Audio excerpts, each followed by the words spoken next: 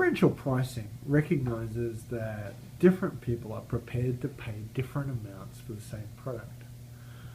It allows the company, differential pricing allows the company to sell their product at those prices and thereby maximize the profits that they can make from any given sale.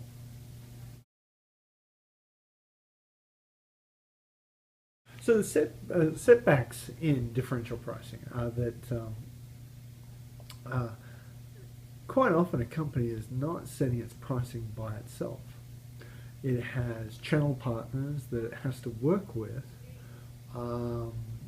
Changes that they make in pricing can have significant impacts with the relationships that they have with those channel members. So one of the setbacks is that because I rely on these partners in the channel, I don't have as much flexibility, or changing the prices may have an impact on those relationships. And so the biggest problem for this is, so if you set up two prices, you say, okay, students and regular people, they pay two different prices. There are two challenges. One is, how do you make sure the people, regular people, they won't come here to buy the lower price product, right? And the second problem is, okay, so then you make them not being able to come to buy the cheaper product. How? But they are going to feel unfair. Why do I need to pay more, right? So these are the two major problems. And so we, in hotels, typically we deal with this with something called rate fence. Like we set up some kind of rules. Say if you do this, if you match all these criteria, then you can buy the same product at a cheaper price. Right? So this also deals with these two situations in the same time.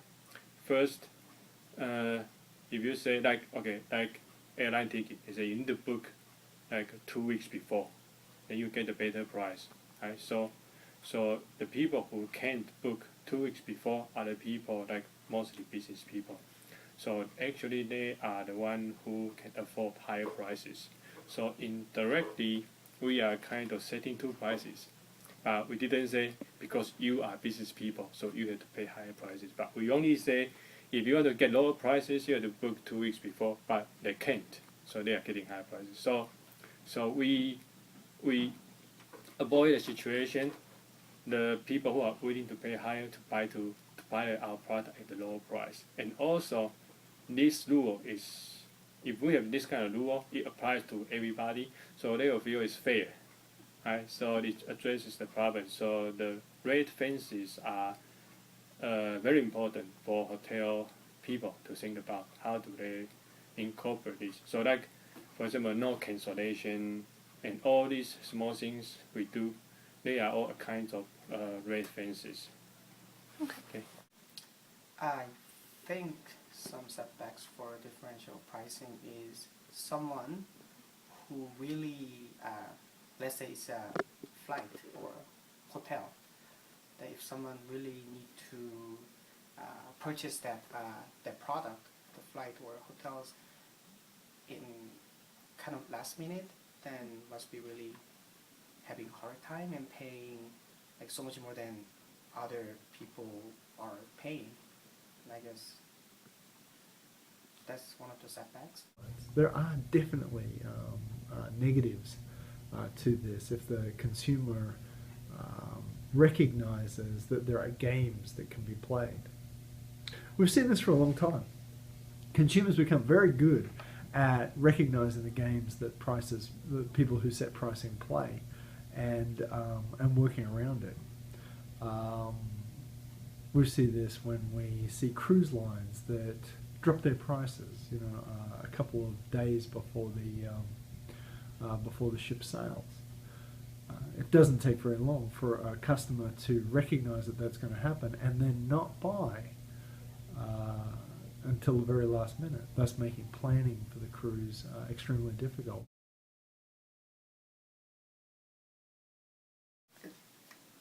under one condition, she mentioned a little bit about it, as long as there is some limits. So, for example, I will be mad, like, let's say, the average, the flight ticket price is $200 from one point to other, and I pay $100 for it. I'll be happy. But if I find out that somebody pay only $20, that happened, I'll be mad. But, I mean, not that, like, seriously mad, but I'll be like, oh, I could do better. But, like I said, if there is a limitation for how much low you can go or how much high you can go, like, I don't want to pay like a $2,000 for average $200 ticket just because I really need to travel. That's not, I think that's not ethical in business. So kind of like with the economical terms of like price ceiling and price floor, where you don't want to sell something below what it's worth, but you don't want to sell something above what it's Yes, worth. I heard that there is some pricing limitation for hotels. I'm not sure about the airline industry. So, for example, like some luxurious hotel, like at least 3-star, I guess, Hyatt or Ritz-Carlton, they can charge up to like a double, or I'm not sure about the number, but let's say double of what they used to like a charge. They used to charge like a $200 per night, and demands goes up, they can charge up to $400 per night. But like economic hotels like Motel 6 or Quality Inn, they don't, I mean, they're not allowed to go over than certain point, and that point is even lower than a luxurious hotel. So that's, I guess that's not ethical as well, because if you want to do, that's like if you want to have some kind of policy about it, just do this, like have some consistency throughout the industry, airplane industry as well. Sure. You know, I think the interesting thing about differential pricing is that, you know, in the past when I didn't know very much about how people would buy, I had to go out with a single price. Now, as I can analyze data and get information about time of day that people buy, that day of the week that people buy, I can change my prices using that information so that I can get the best income for my organization. That's incredible, and that is the power of big data that is changing the way that we manage our revenue. That idea of gamesmanship is actually a pretty big idea, right? So it becomes a game, you know. Am I still doing this? Yeah. Yeah. So it becomes a game, right? Before Christmas, you know, when there was some great things that some of the media outlets were doing on how much do you pay for a box set of Star Wars videos at any given moment in the months leading up to Christmas. And the prices change day by day and hour by hour, you know, so that we all start to watch this and sort of figure out when the best time to buy is. So in the same way as it's the big data guys are trying to figure out how to get the most out of it, we as consumers are sort of stepping back looking at, hey, when can I game this? When can I buy it at the best rate? And if you've got the time to really do to do the research, you can get great deals. That's a good thing. Good for consumers. Yeah.